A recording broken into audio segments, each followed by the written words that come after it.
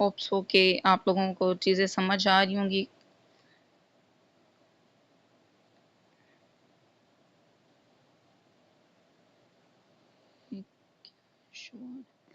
ऐसे कल हमने ऐसे के बारे में पढ़ा था, इसके कंपोनेंट्स पे बात की थी हमने, और इसके फर्स्ट कंपोनेंट को हमने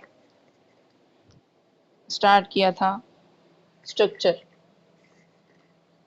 स्ट्रक्चर में हमने पढ़ा था स्ट्रक्चर ऑफ द आउटलाइन, कि हमने आउटलाइन की स्ट्रक्चर पढ़ी थी कि किस तरह से आउटलाइन लिखी जाती है। आउटलाइन 5% होती है ऐसे का, जिसके बारे में हमने कल डिटेल डिस्कशन की थी। अनयूजुअल पैराग्राफ्स आज स्टार्ट करेंगे। उसमें हमने कल टाइप्स पढ़ी थी, जिसमें इंट्रोडक्शन पढ़ा था, बताया गया था ट्रांजिशनल पैराग्राफ्स और कंक्लूजन के बारे में। तो आज हम स्टार्ट करेंगे। ये ऐसे का 20% होता है। ये बॉडी पैराग्राफ या पैराग्राफ की जो जनरल हमने डेफिनेशन दी थी, ये उस डेफिनेशन में नहीं आते हैं। तो इसमें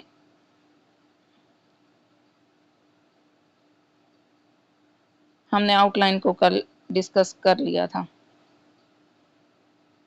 आज हम इंट्रोडक्शन की बात करेंगे। What is the structure of introduction in ऐसे राइटिंग। इंट्रोडक्शन होता क्या है और उसका क्या स्ट्रक्चर होता है। An introduction should be like a map to introduce and identify the topic। Introduction क्या होता है? ये ऐसे के मैप के तौर पर काम करता है, और इसका फर्स्ट पॉइंट इसका क्या है कि ये लाइक अ मैप ये यूज़ होता है to introduce and identify the topic. Second क्या, ये इन्फॉर्म करता है सराउंडिंग कंटेक्स्ट को। उसके बाद ये रूट करता है ऐसे को टू फाइनल कंक्लूजन। मतलब 3 बातें इसमें आ गई हैं जो कि हमने इसके स्ट्रक्चर में देखनी है। फर्स्ट टॉपिक या हुक की हमने बात की थी कि जो हुक था उसमें जनरल स्टेटमेंट थी, हमने हुक बताया था। उसके बाद हमने सेकंड क्या है, इन्फॉर्म सराउंडिंग कंटेक्स्ट, मींस कि ये सपोर्टिंग सेंटेंसेस की बात कर रहे हैं। थर्ड पे ये क्या है, the essay to final conclusion. Last पे ये थीसिस स्टेटमेंट की बात कर रहे हैं। इन 3 चीज़ों की इंट्रोडक्शन में बात हो रही है। तो क्या नेक्स्ट क्या है, ये अनयूजुअल पैराग्राफ की डेफिनेशन में आता है कि ये 10 टू 18 सेंटेंसेस पे, नॉर्मल जो था वो क्या था 4 टू 9 सेंटेंसेस का कॉम्बिनेशन होता है normal paragraph. While introduction is the combination of 10 to 18 sentences with different stances it in one continuous paragraph. इसको लिखा जाता है। कंप्लीट समरी बताता है ये पूरे ऐसे की। इसके 3 कंपोनेंट्स है जो कि मैंने बता दी। लाइक ओपनिंग सेंटेंस है, ओपनिंग सेंटेंस को आप हुक, कोटेशन या किसी भी इस तरह की चीज़ जो कि टेंशन ग्रैबर होता है से स्टार्ट कर सकते हैं। सेकंड वन क्या है, स्पोर्टिंग और एडिशनल सेंटेंसेस इसमें आते हैं। Last one thesis statement. One by one हम इनको डिस्कस करेंगे कि ओपनिंग सेंटेंस क्या होता है, स्पोर्टिंग सेंटेंसेस कौन से होते हैं, और थीसिस स्टेटमेंट क्या होती है, थीसिस स्टेटमेंट की प्लेसमेंट क्या है। इंट्रोडक्शन क्या होता है, introduction, think of an introduction as like, इस तरह से एक इंट्रोडक्शन होता है। पूरे ऐसे का मैंने स्ट्रक्चर कुछ इस तरह से ड्रा किया था कि ये फुल ऐसे का स्ट्रक्चर है। ये हमारा इंट्रोडक्शन है, ये हमारा कंक्लूजन है, और ये हमारे सेम लेंथ के साथ बॉडी पैराग्राफ आ रहे हैं। तो ये वाला जो पोर्शन हमने देखा है, ये इंट्रोडक्शन, दिस वन। तो इसमें क्या है, जनरल स्टेटमेंट आ गई है जो कि इंट्रोड्यूस करवाती है टॉपिक को। एडिशनल स्टेटमेंट्स आ गई हैं that leads to the thesis statement, and last one is the thesis statement। thesis statement is the main idea of the essay।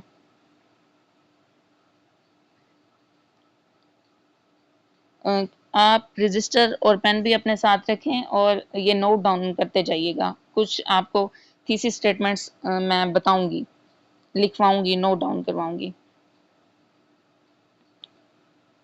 Like जो हुक की हमने बात की है, वो अटेंशन ग्रैबर, वो पूरी वो स्टोरी से भी आप स्टार्ट कर सकते हैं। वो कोटेशन मैं आपको पहले भी बहुत बार इस चीज़ के बारे में बता चुकी हूँ। क्या begins with the story or concrete illustration that captures your reader's attention immediately। Connection, sporting sentences की ये बात कर रहा है। Connection, tie your attention getters image to your thesis point, यानी कि इसके ज़रिए हम thesis point तक जाते हैं by describing what the actual situation from the prompt is. Last one is the thesis. thesis की बात जब हम करते हैं end your introduction by providing a statement of what your argument is. इसमें हम बताते हैं कि हमारा argument है क्या. नेक्स्ट इसके कंपोनेंट्स की अगर हम बात करें, वो कंपोनेंट्स ऑलरेडी मैं बता तो चुकी हूँ कि ये 3 हैं, तो इसमें सेंटेंसेस की बात हुई है क्योंकि हमने बात की है कि ये 10 to 18 सेंटेंसेस का होता है, तो वो कैसे पूरे करने हैं हमने कि इतने सारे, ये नहीं है कि हमने रैंडम आइडियाज़ लिखते जाना है, रैंडमली हम लिखेंगे तो उसमें कोहेरेंसी नहीं आएगी और उसका कोई रिदम नहीं बनेगा, तो वो गलत हो जाएगा. ओपनिंग सेंटेंस आप जो देते हैं उसमें 6 सेंटेंसेस होते हैं, 6 सेंटेंसेस ओपनिंग सेंटेंस के. सपोर्टिंग सेंटेंस जो आप देते हैं वो 10 होते हैं. इस तरह से 16 बन गए. यहाँ आप 5 दे रहे हैं या तो यहाँ आप 11 कर दें, या 10 भी दे रहे हैं तो no problem. Thesis statement 1 sentence की भी हो सकती है या आप 2 सेंटेंसेस की भी दे सकते हैं. ये 6 सेंटेंसेस. अब ये है कि 6 सेंटेंसेस हम ओपनिंग सेंटेंस में कैसे लिख सकते हैं. अगर हम कोटेशन लिखते हैं तो वो तो एक सेंटेंस बनता है सिर्फ. अगर नहीं तो कोई और लिखते हैं, स्टोरी बताते हैं, तो वो 1 से 2 बन जाते हैं. और 6 सेंटेंस तो 3 इसमें जनरल आ जाएंगे और 3 इसमें स्पेसिफिक स्टेटमेंट आ जाएंगी. जनरल हम डेफिनेशन से भी स्टार्ट कर सकते हैं. ये टॉपिक की डेफिनेशन भी हो सकती है, ये कोई कोटेशन भी हो सकती है, जनरल स्टेटमेंट. स्पेसिफिक भी उसी में आ रही है जो आप बात कर रहे हैं. उसके बाद सपोर्टिंग सेंटेंस किस तरह से ये पूरे होते हैं. सपोर्टिंग सेंटेंस में जो हैं आप पैराग्राफ जो है ना प्राइमरी स्टेटमेंट दे सकते हैं और 5 सेंटेंस आप सेकेंडरी के. ये प्राइमरी स्टेटमेंट्स, प्राइमरी हेडिंग्स की जो मैंने आप लोगों को बताया था कि ये वो वाली हेडिंग्स होती हैं जो एग्जामिनर ने आप लोगों से पूछी होती हैं, वाइल सेकेंडरी स्टेटमेंट्स वो होती हैं जो एग्जामिनर हमसे नहीं पूछता लेकिन हमने खुद देनी होती हैं. इस तरह से ये 16 सेंटेंस आपके पूरे हो रहे हैं. Last one is the concluding sentence, that is the thesis statement. इसको थीसिस स्टेटमेंट बोलते हैं. ये आपके उस डेफिनेशन को पूरा कर देते हैं कि 10 to 18 का. और अगर शार्ट ऐसे लिख रहे हैं तो आप 10 to 12 का लिख सकते हैं. सेम लेंथ ये रिक्वायर होती है कंक्लूजन के लिए भी, सेम चीज़. इंट्रोडक्शन में हम यहाँ से यहाँ आ रहे हैं लेकिन कंक्लूजन में हम यहाँ से यहाँ जाते हैं. From specific to general.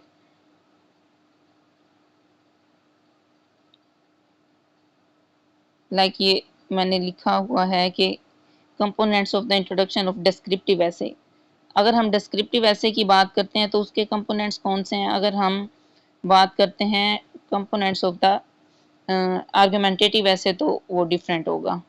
Like इसमें जो हमने कंपोनेंट्स देखे हैं उसकी डिवीजन हुई है. जनरल स्टेटमेंट जो कि हुक हो सकता है, टेंशन ग्रैबर या इंट्रोडक्शन ऑफ द टॉपिक भी हो सकता है.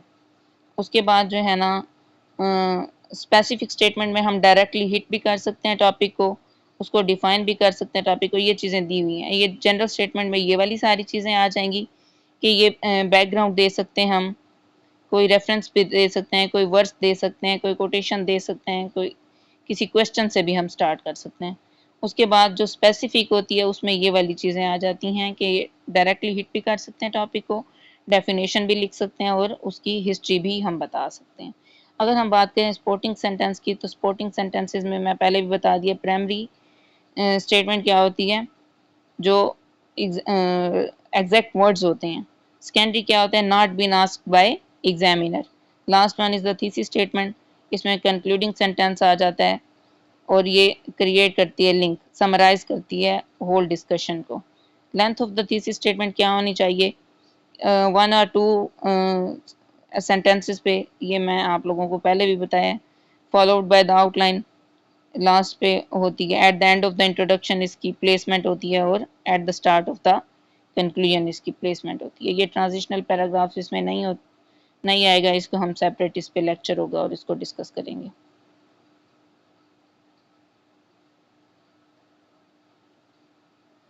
Like general statement. अब फर्स्ट कंपोनेंट हम इसका डिस्कस कर रहे हैं कि जनरल स्टेटमेंट क्या होती है, हुक या टेंशन ग्रैबर ये क्या होता है. It refers to the first 1 to 3 sentences होते हैं of an essay.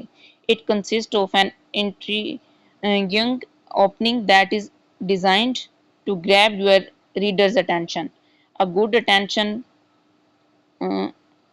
getter will invoke your reader's curiosity and pick their interest in the rest of the essay. It has usually four popular ways. ये तरीके इसके चार तरीकाकार हैं जिसको हम यूज़ करते हुए इसको लिख सकते हैं. मैंने पहले भी प्रीवियस स्लाइड में बता दिया आपको कि background information, quotation, words, story या क्वेश्चन से ये हो सकती है. जब हम देखेंगे इंट्रोडक्शन आप लिखेंगे किसी टॉपिक पे, आपको पास्ट पेपर्स के लिए मैं होम असाइनमेंट्स दूंगी जिस पे आप आउटलाइन और इंट्रोडक्शन मुझे लिखकर इवैल्यूएशन ग्रुप में सेंड कीजिएगा और मैं इवैल्यूएट करके आपको फीडबैक दूंगी कि आपने ठीक लिखा है. तो ये सारी रिक्वायरमेंट्स को मद्देनज़र रखते हुए आपने जब भी, और ये पढ़ने से कुछ नहीं होगा, सिर्फ सुन लेने से या पढ़ने से जब तक आप इस पे काम नहीं करेंगे, इस पे वर्कआउट नहीं करेंगे आप खुद, तो ये नहीं होगा. हाउ टू ऐड कोटेशन, तो पीछे हमने बात की है कि हम कोटेशन भी कर सकते हैं. तो इस तरह से जब हम स्टार्ट करते हैं आउटलाइन लिखने के बाद, जब हम स्टार्ट करते हैं तो इधर लिखते हैं हम कि अब हमारा ऐसे स्टार्ट हो गया है. सॉरी, ऐसे आउटलाइन अगर हमारी लास्ट पेज पे ख़त्म हो रही है तो वो यहाँ पे अगर आउटलाइन आपकी ख़त्म हुई है, यहाँ हुई है, तो वो वाला पेज छोड़ के आप नेक्स्ट पेज पे वेरी स्टार्ट पे लिख देंगे कि ऐसे. Headings are not allowed in essay, बस आप इसकी लिख सकते हैं कि हम ऐसे स्टार्ट करें, उसके बाद आपने इस तरह से ऐसे स्टार्ट कर देना है लाइक दिस. तो इसमें है कि हाउ टू ऐड कोटेशन, तो इस तरह से आप लिख सकते हैं. यहाँ पे उसके ऑथर या राइटर का नाम आ जाएगा. लाइक स्टार्ट में, this modern era does not belong to the people who still believe on conflicts and use of force to, ये वार ऑन टेरर या वार्स के पे जो ऐसे था उसके बारे में दी हुई है कोटेशन के. Settle borders issues but it belongs to individuals who trust on cooperation and dialogues. Bill Clinton की है ये. इस तरह से आप स्टार्ट में यहाँ पे लिख सकते हैं इसको. तो यहाँ पे इसके ऑथर का नेम आ जाएगा और यहाँ से आप अपना इंट्रोडक्शन स्टार्ट कर देंगे. अब आप बात आ जाती है सपोर्टिंग सेंटेंस रह गया जो मैंने आपको बता दी है. थीसिस स्टेटमेंट लास्ट भी है, पीछे हमने बात कर ली है हुक की या जनरल स्टेटमेंट की. तो सपोर्टिंग सेंटेंस आपको बता चुकी हूँ कि इसमें प्राइमरी और सेकेंडरी हेडिंग्स आते हैं, इनके बारे में आप लिखते होते हैं. और इसमें कुछ चीज़ें ये हैं जिनको अवॉइड करना चाहिए. अवॉइड करनी चाहिए, क्या अवॉइड करना चाहिए, इसमें फैक्ट एंड फिगर नहीं लिखना चाहिए. ये डिफरेंस है इसका. बॉडी पैराग्राफ में हम फैक्ट एंड फिगर लिखते हैं. बॉडी पैराग्राफ में फैक्ट एंड फिगर और कोटेशन का जो नंबर होता है ये सपोर्टिंग सेंटेंसेस के बाद में आता है, वहाँ हम लिखते हैं. लेकिन यहाँ पे सपोर्टिंग सेंटेंस के बाद हम डायरेक्ट मूव करते हैं थीसिस स्टेटमेंट की तरफ.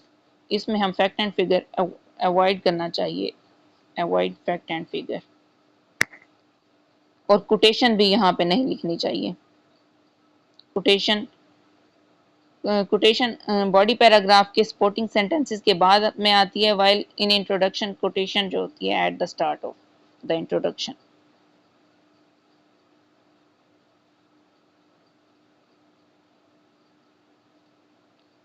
नेक्स्ट हम ये दो तरह की होती है. थीसिस स्टेटमेंट क्या होती है, थीसिस स्टेटमेंट दो तरह की हो सकती है. सिंपल भी हो सकती है, कम्प्लेक्स भी हो सकती है. अक्सर लोगों का ये क्वेश्चन होता है, मोस्टली उन्हें नहीं पता होता कि थीसिस स्टेटमेंट क्या है और थीसिस स्टेटमेंट की प्लेसमेंट क्या होती है. थीसिस स्टेटमेंट का मैंने बता दिया है कि ये किस चीज़ का कम्बिनेशन होती है, 1 to 2 सेंटेंसेस का होती है. प्लेसमेंट इसकी क्या होती है, at the end of the introduction and at the start of the conclusion.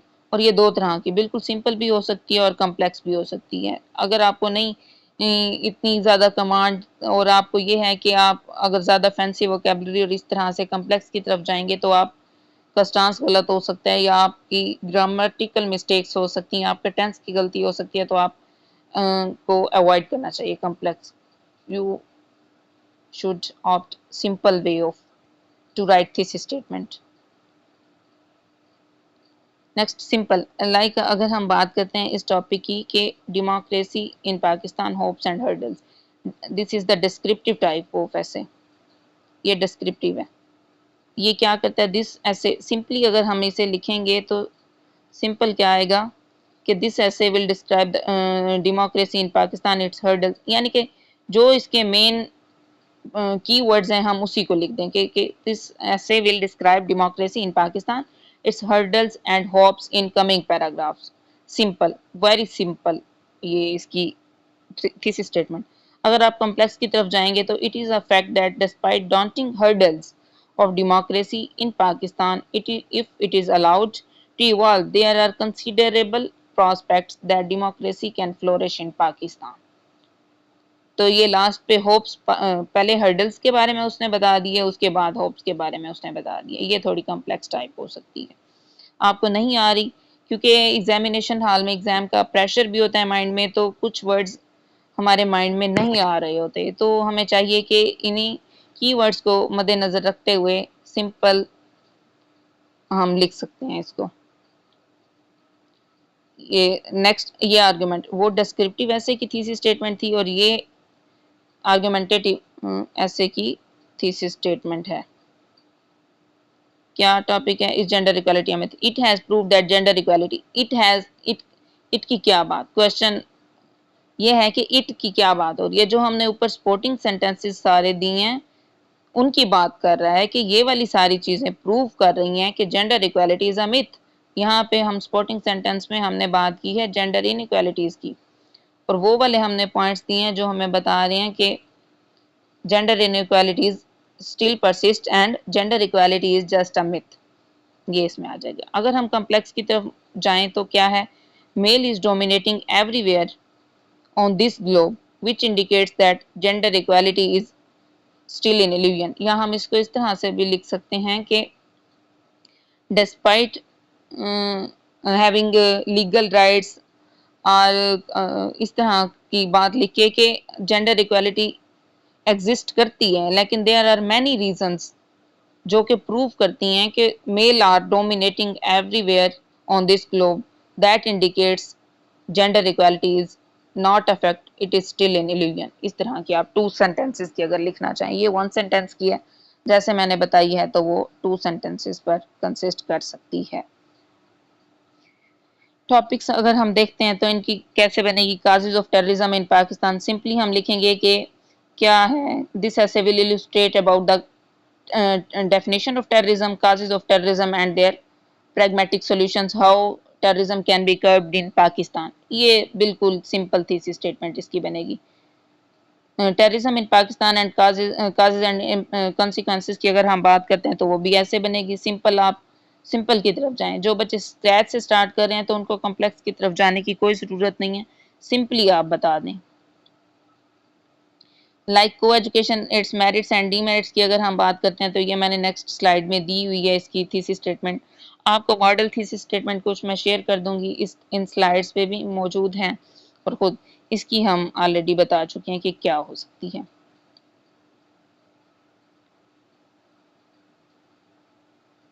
B simple as you can.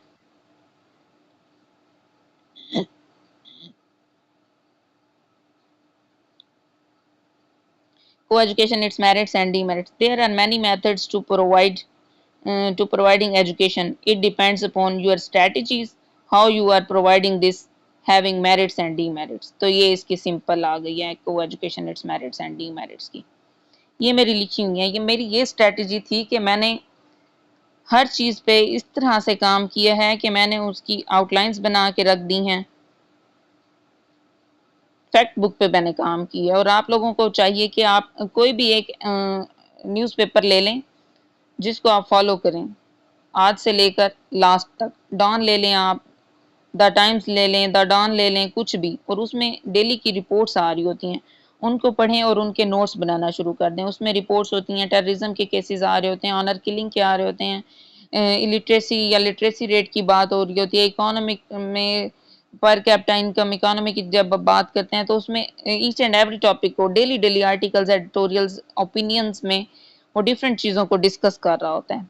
तो आप फैक्ट बुक बनाएं और एक 20 शीट्स की और 30 शीट्स की आप लोग फैक्ट बुक बना लें, जिसमें आप एक टॉपिक का नाम लिखें, 3 to 4 पेजेस छोड़ दें, नेक्स्ट टॉपिक का लिखें। ये जब हम कंटेंट के बारे में पढ़ेंगे तो हम कंटेंट में बात करेंगे, चूंकि अभी हम स्ट्रक्चर की बात करेंगे, नेक्स्ट स्टेप हमारा कंटेंट की तरफ जाएगा, फिर हम एक्सप्रेशन की बात करेंगे, फिर हम आर्ग्यूमेंट की, हम वन बाय वन इसमें डिस्कशन करेंगे।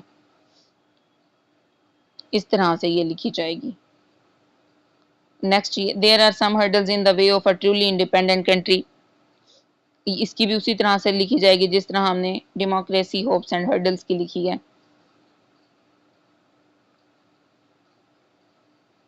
ये आ गया, ये फर्स्ट हम जनरल स्टेटमेंट दे देंगे टू स्पेसिफिक स्टेटमेंट, उसके बाद की characteristics of a truly independent state दे देंगे, hurdles in the way of truly independent 6 की। तो ये देखें 2, 3, 5, 8, 14, 18 एंड 19। ये आपका इंट्रोडक्शन क्या बन जाएगा, 19 सेंटेंसेस का आपका इंट्रोडक्शन ये पूरा बन जाएगा इस तरह से। और थीसिस स्टेटमेंट लास्ट पे आ जाएगी कि Pakistan is an independent state, but despite this, या इस तरह से कुछ लिखिए कि there are some major hurdles in the way of truly independent state। इस तरह के कीवर्ड्स को यूज करते हुए तीसरे स्टेटमेंट, जब आप 4 से 5 ऐसे की तीसरी स्टेटमेंट खुद लिखेंगे तो आपको पता चल जाएगा कि तीसरी स्टेटमेंट क्या होती है और कैसे लिखनी होती है। नेक्स्ट, डिस्क्रिप्टिव ऐसे की एक और दी हुई है यहाँ पे, global warming causes and remedies. तो इसमें क्या है, ये कम्प्लेक्स टाइप दी हुई है, ये सिंपल टाइप की दी हुई है। सिंपल पहले देख लें कि essay would bring to light global warming causes, repercussions and practical measures to counter the problems of the global warming. इसकी आउटलाइन कैसे बनेगी, पहले हम इंट्रोडक्शन लिख देंगे, सेकंड पे हम लिख देंगे कि ग्लोबल वार्मिंग क्या है, या डायरेक्ट हम, अगर आप शॉर्ट ऐसे लिख रहे हैं तो आपको क्रंच पैराग्राफ या सेकंड सेकेंडरी हेडिंग देने की कोई ज़रूरत नहीं है, आप डायरेक्टली काजेस की तरफ मूव कर सकते हैं। थर्ड वन आप रेमेडीज़ की तरफ मूव कर सकते हैं या सॉल्यूशंस की तरफ। इसमें आप सेकेंडरी हेडिंग दे सकते हैं काजेस लिखने के बाद। आप अगर आप शॉर्ट ऐसे लिखने जा रहे हैं तो आप काजेस लिखने के बाद आप एक ही पैराग्राफ में इसके थोड़े से इफेक्ट्स बता दें ताकि कोहेरेंसी आ जाए। डायरेक्ट काजेस के बाद रेमेडीज नहीं, इफेक्ट्स क्या है कि इन काजेस का इफेक्ट क्या पड़ा है, उसके बाद आप रेमेडीज की बात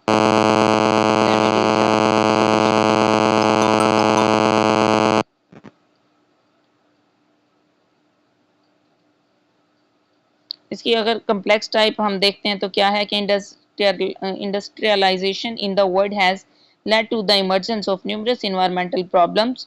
Of all these problems, global warming is undoubtedly most dangerous problem that has captivated the thoughts of countries to of countless people sorry। उसके बाद आप डेफिनेशन लिख दें और इस तरह से ये कम्प्लेक्स टाइप इसकी दी हुई है। इस तरह से आप लिख के भी रख सकते हैं कुछ अपने पास डाटा। उसके बाद आर्ग्यूमेंटेटिव की अगर हम बात करते हैं तो आर्ग्यूमेंटेटिव ऐसे की थीसिस स्टेटमेंट हम किस तरह से लिख सकते हैं और ये क्या होता है argumentative essay. The argumentative literary और परसुएसिव, कल मैंने बताया इसमें थोड़ा सा डिफरेंस है। Essay is the type of essay that requires the student to investigate a topic. इसमें हमने स्टांस लेना होता है, simply collect generate and evaluate evidence and establish a stance और ए पोजीशन। इसके डिफरेंट स्टाइल्स होते हैं।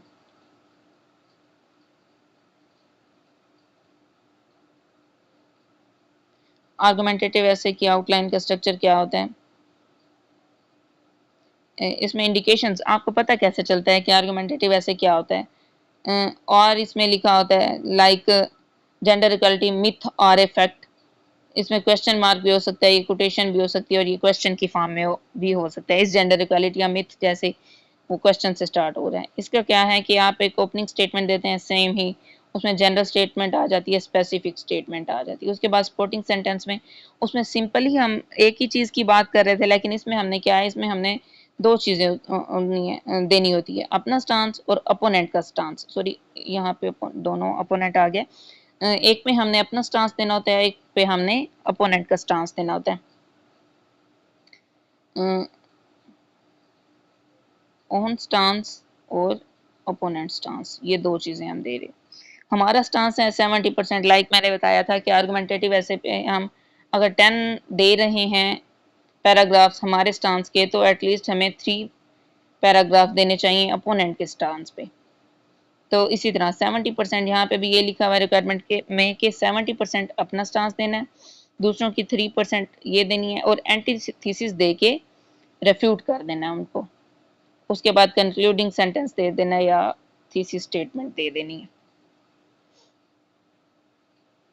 अगर हम आर्गुमेंटेटिव ऐसे का देखते हैं, ये दिए हुए हैं आर्गुमेंटेटिव ऐसे कुछ model outlines, sorry thesis statement कि ये क्या होगा।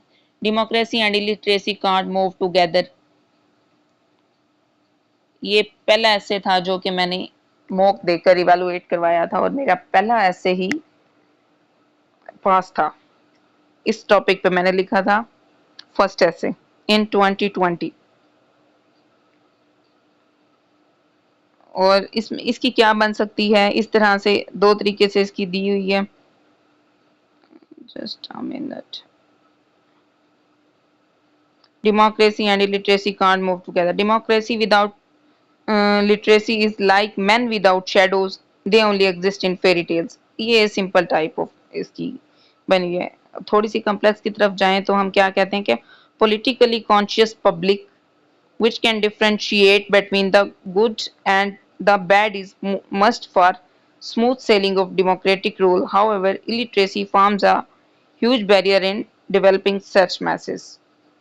ये इस तरह से थोड़ी कम्प्लेक्स टाइप, आप अपने वर्ड्स यूज कर सकते हैं। मैंने ये अपनी लिखी हुई है, आप लोगों से शेयर की हुई हैं, और आप भी इस तरह से लिखकर अपने पास जो है ना अपनी फैक्ट बुक में या अपनी नोटबुक में सेव कर सकते हैं, ताकि नेक्स्ट जब भी आप देखें तो आपको सिर्फ देखनी पड़े कि क्या इसमें है, आपको पूरा टॉपिक दोबारा से ना देखना पड़े। जब आपके पास आउटलाइंस लिखी हों, जब आपके पास थीसिस स्टेटमेंट लिखी हुई होती है और सिर्फ इंट्रोडक्शन प्लस कंक्लूजन, इन सारी चीज़ों पर आप काम कर लेते हैं और ये सारी चीज़ें आपकी ठीक हो जाती हैं, तो आप ऐसे लिख सकते हैं।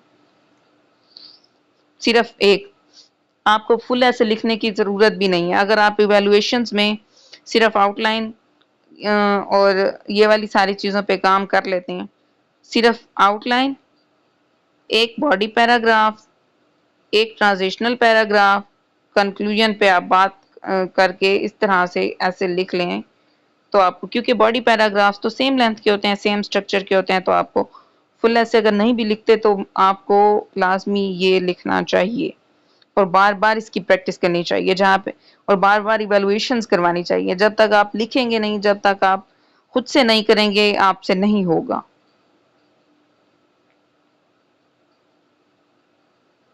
नेक्स्ट टॉपिक की अगर हम बात करते हैं तो corruption, the aftermath of consistent economic decline, the reinforcement of corruption vis-a-vis economic degeneration, be it at an individual or societal level, is an established reality rather than a myth।